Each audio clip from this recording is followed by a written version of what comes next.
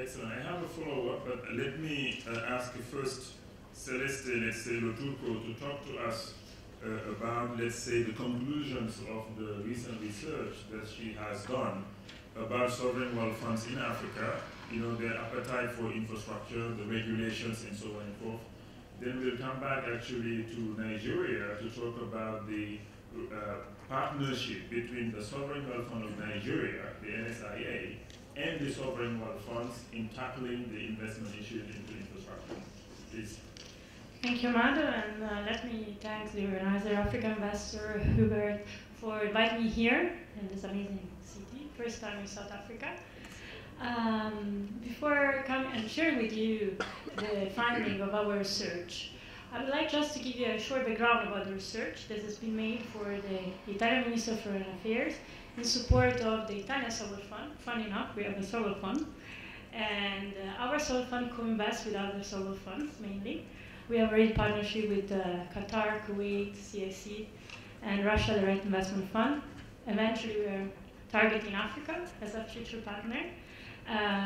So we had the necessity to analyze the scenario SWF fund in Africa, and it's my great honor and pleasure to share with you the findings. So looking at the global trend of SWF funds, we saw an increase in the number and the size of SWF funds. They moved from a global asset under management of $5.9 trillion in 2013 up to $7 trillion in 2014.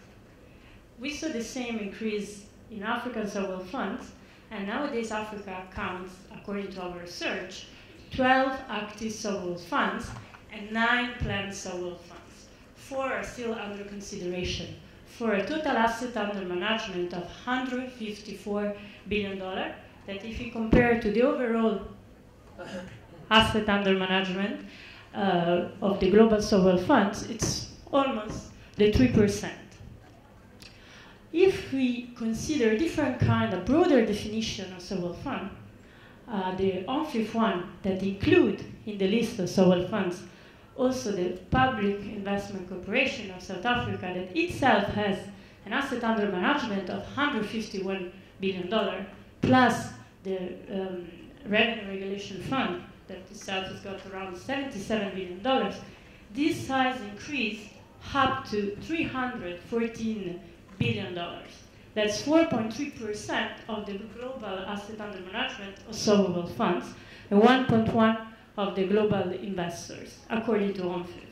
Why I'm talking about this number, and apologies for this, it's to give you the idea of how much SWF fund could represent a pivotal factor, an actor for development and inclusive growth for Africa. One of the main characteristics that besides being investors, so they need to seek for financial return, they also have a secondary mandate. I would say a second mandate, not a secondary mandate, forgive me for that. That is to satisfy their shareholders, that in this case are the citizens. So this is their peculiarity. And this is for that they can be an actor for the development of Africa all around. More specifically, they can do this in different ways. I will not mention all the ways they can have, all the objectives and mandates. I will just mention the 3 most important ones that we share. So first of all, when SWF funds are generated by revenues from natural resources, it could be diamond for Botswana, could be oil and gas for Angola, Nigeria, and others, their most important mandate is to stabilize the economy. Besides this, of course, there's a necessity to transfer this wealth into future wealth for future generation. But besides also these first 2 mandates, there's also the necessity to increase infrastructure. And we see as some of these of the African SWF fund as a specific mandate related to infrastructure development. The newly launched Angola SWF fund, the Fundo Soberano de Angola, with an asset under management of $5 billion, has a specific mandate to invest in sub-Saharan Africa in hospitality and infrastructure with specific reference to the water, power generation, and transport sectors. The Nigeria Investment Sovereign Authority has 3 SWF funds under the umbrella, and one of these is dedicated to investment in infrastructure. why infrastructure and why they are so important here in Africa? According to the World Bank, there's a need, an annual need, of $92 billion to be spent in infrastructure. Why? Because the lack of infrastructure can cause the 2% of loss in economic growth and the 40% loss in business revenues. So, of course, nothing new, there's a need. But what could be the role in addressing this need? And the good news is that infrastructure are the new target of SWF fund. Since 2006, they became more and more important, but with specific reference after the financial crisis. Of course, infrastructure and real estate became a sort of safe asset. Evidence of this is that the biggest SWF funds in the world, the Norwegian SWF funds, with a small asset under management of $800 million, I would like to spend the money for that, has allocated 5% of their portfolio just in real estate. So infrastructure are for sure a target of SWF funds.